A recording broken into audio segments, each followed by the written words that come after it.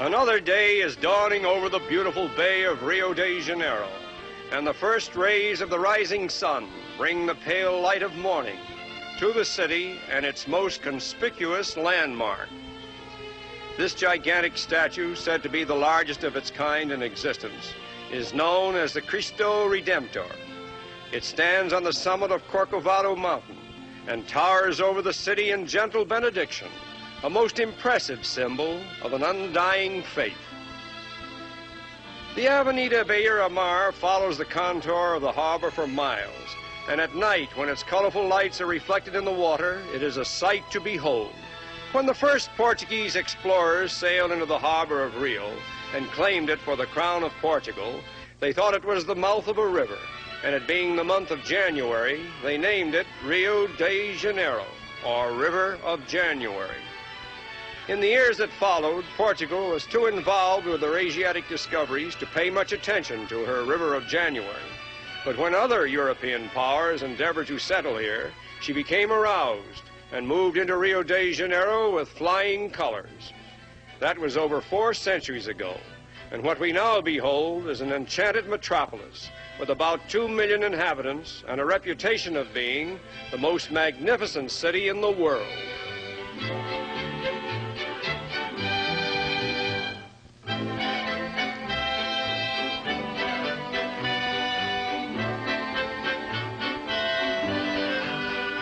The city of Rio de Janeiro constitutes the Federal District of Brazil, corresponding to Washington, D.C. in the United States. Brazil itself comprises about half the land area of South America and supports approximately 47 million inhabitants. The government draws no color line, nor does it tolerate the slightest prejudice toward any of its people. In fact, the mestizo, or mixed blood, is one of Brazil's proudest and most honored citizens. On the sandy beaches along the Beira Mar, we find all classes and colors, mingling and enjoying the usual diversions of a seaside resort. In all the world, there is no more beautiful seascape than Copacabana, as it skirts the sea like a jeweled crescent, presenting scenic masterpieces in which both man and nature have harmonized the grandest of their creative talents. Old Sugarloaf, standing like a rock of ages at the entrance to the harbor, is the city's most familiar landmark, and sooner or later, all visitors enjoy the thrill of a ride to its summit in this unique little aerial car.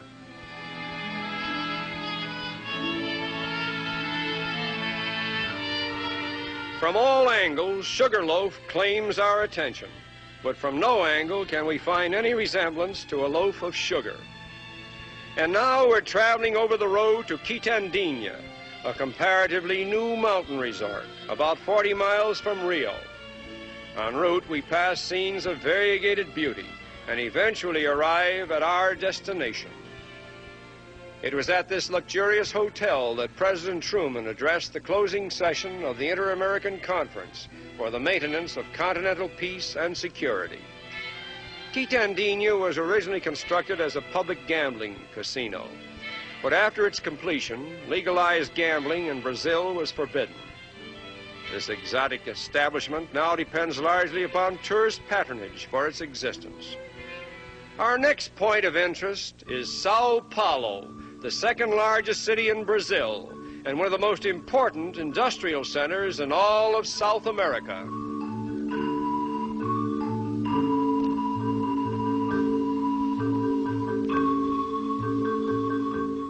There is keen rivalry between Sao Paulo and its older and more famous sister, city of Rio. Nevertheless, there need not be, as the merits of each are quite distinctive and individual. Ultra-modern construction is now the keynote of Sao Paulo's architecture, and here is a sample of one of her recently constructed apartment houses.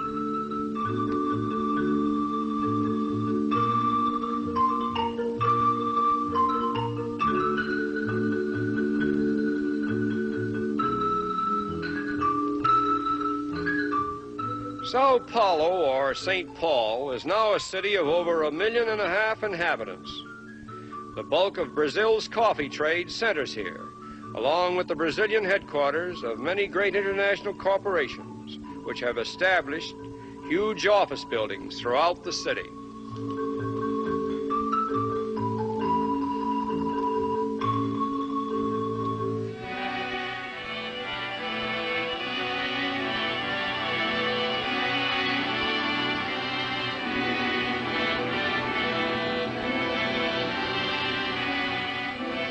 From Sao Paulo, we travel by airplane to the western corner of Brazil, where we are thrilled at the sight of one of the world's greatest water spectacles, the famous falls at Iguazu.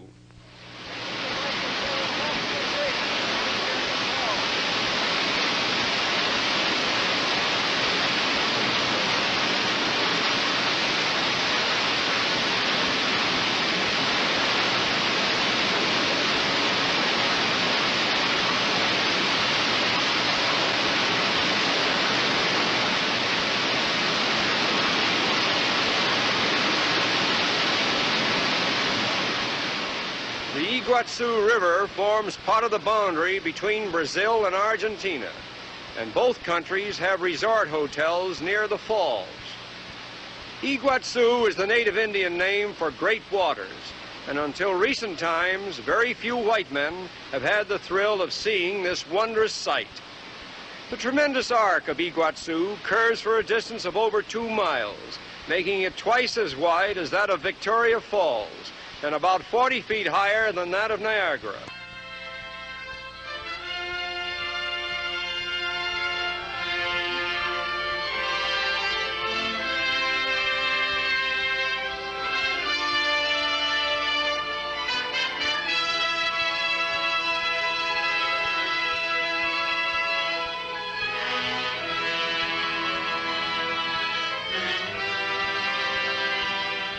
There are several vantage points to view the 70 or more cascades as they come tumbling from the brink in a succession of 2 or more leaps.